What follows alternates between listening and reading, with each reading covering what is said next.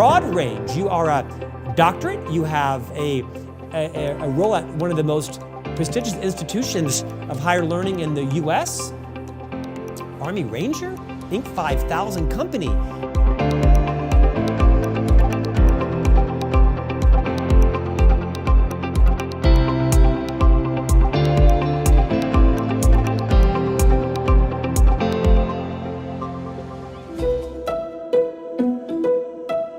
Now, of course, as parents, we put a number of guidelines in place, parameters she needed to follow, because this was a privilege to have this cell phone, and we wanted her to act accordingly. But ultimately, she got a cell phone. And early on, my wife and I were not used to texting that much. It wasn't something we were doing. And my wife texted our daughter a question about when she needed to be picked up. And our daughter responded with this. What does that stand for, folks? Exactly. My wife saw IDK, and she wrote back, what does that mean? And our daughter said, exactly. And my wife said, if you don't know what it means, you shouldn't be texting it. So the point is that words have meaning. So I want to share some words with you, but before I go into it, I want to share the meaning behind some of these things. If we're not clear on what they mean, sometimes we walk away and not fully understand how to implement them. So I'm going to put a word on the screen right now, and when this word comes up, I want you to think about the first word or phrase or something that comes to your mind when you see this word. Ready? All right. By show of hands, how many of you thought of a specific dog? All right, take a look around. Lots of people thought of a specific dog. Was that like your dog? What's your dog's name? Winston. Okay, you thought of Winston. Did anybody think of just a big dog in general? Just like a big dog. Anybody? Anybody think small dog? Okay, a few hands. Anybody think like dog toys, dog food, dog leashes? Anybody that? Anybody think cat? Look around.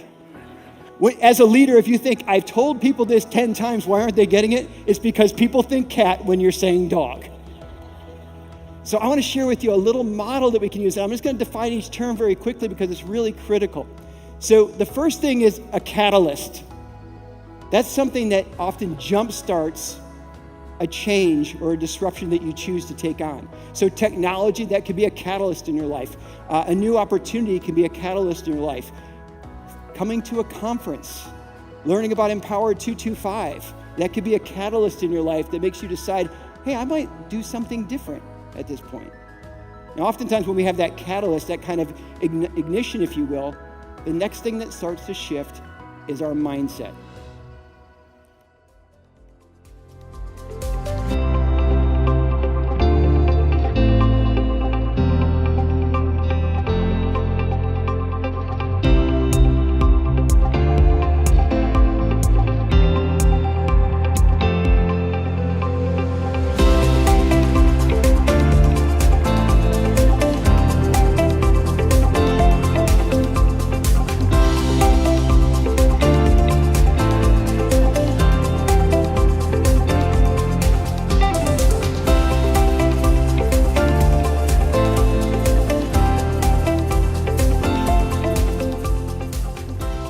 So it's not just for somebody who's like has the job or title at work, they're the leader. It's for all of us who want to lead ourselves, want to influence other people, want to eventually maybe aspire to lead a team, and even for people who are in leadership roles. It's the idea about how do I think like a leader? How do I act like a leader? How do I, begin to move in the right direction wherever I'm at on my journey? Now, discipline unto itself is important, but it's not necessarily enough because you have to have discipline in your action and discipline in your thinking. So from that perspective, over the years as I've gone out and worked with clients, and I started to think about a map of the US, and I thought, where have I worked with clients? And I darn near cover every decent sized city in America and some other ones as well. But I would say that everywhere I've been to over the years, I have seen people that are really excellent at what they do. And in watching what they do and how they think about things, I noticed that they follow 5 fairly consistent steps. Some of the steps are more thinking related, some are more action related, but there's these 5 steps. So suffice it to say, I'm going to make an argument that for the most part, these steps happen in America. Is that fair? In the US. And many of you probably apply some of these steps. I've had a chance over the years to work in Central America. I've seen the steps there. I've seen them in Canada. I've seen them in Europe. I've seen them firsthand when I've been over in China, down in Malaysia and Vietnam. I've seen it at lots of different places. And it's regardless of industry. It's regardless of age, it's regardless of geography. There's just 5 things that we tend to do really well if we're excellent performers. And really being interested in that, I started to study what do excellent performers do. The first thing they do is they get clear on their purpose. That's what that question's about. Why are we here? What are we trying to do? What's my purpose in my role? What's my purpose of my team? What's the purpose of our organization? Getting clear on that. Perspective is an important thing. Really being clear. You mentioned about going out and listening to your customers. This is about who do we serve and what matters to them and how well are they doing at what matters to them and what can we do to impact that or help them out along the way. And then things about priorities. We can't tackle everything, right? We have to figure out what we're actually going to go after right now. What are our goals? What's our plan or plans to make those things happen? And then lastly, how well are we going to perform against these things? Because the last one is kind of where the rubber meets the road. It's the ability to say, okay, game on now. And how are we going to build trust with each other? Well, hopefully we started a while ago. Trust is something like planting a tree. When's the best day to plant a tree? Yesterday. When's the second best day? Today. When's the best day to start working on trusting relationship with somebody? Probably yesterday. Second best is today.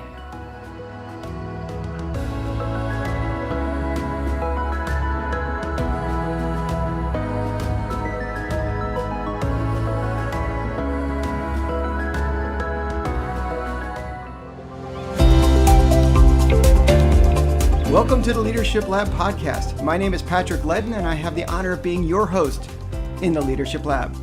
This podcast is for leaders, and that means this podcast is for you, because whether you're leading your career, a team, or an entire organization, you are a leader.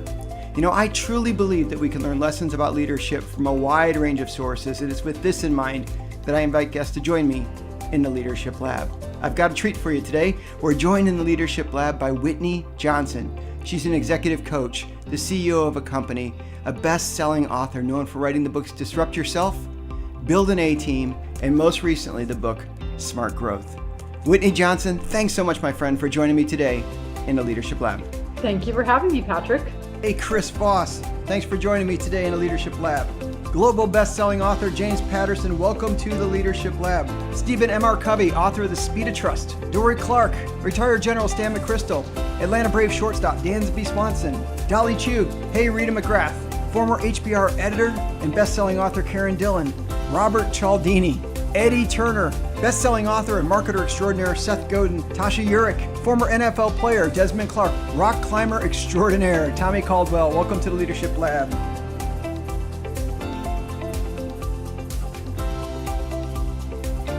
Working with Patrick really showed me the kind of leader I want to be. Someone who's confident, influential, and motivated, but also compassionate, relatable, and kind. It showed me the difference leaders can make just by listening to those around them and the impact they can have by investing in others.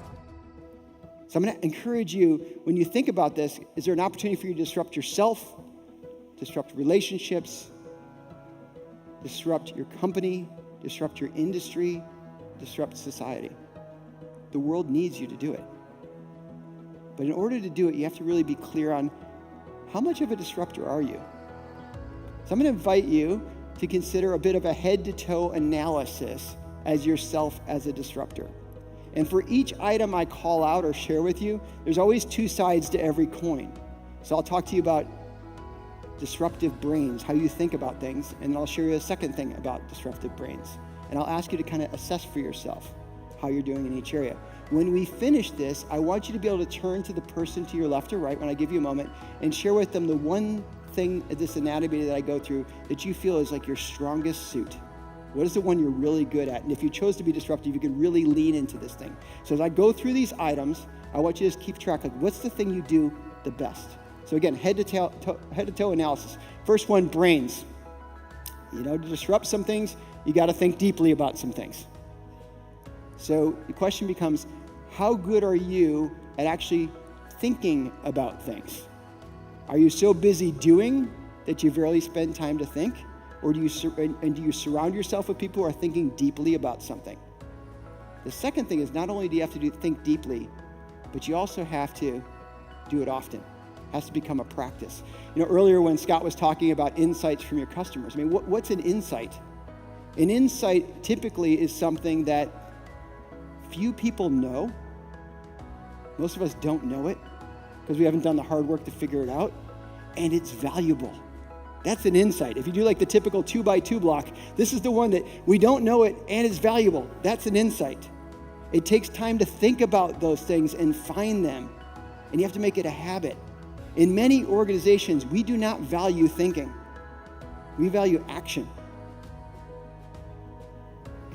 If I was working for you and I came around and I was working in my place, if I was working for you and you came around the office and I was sitting there with my feet up thinking,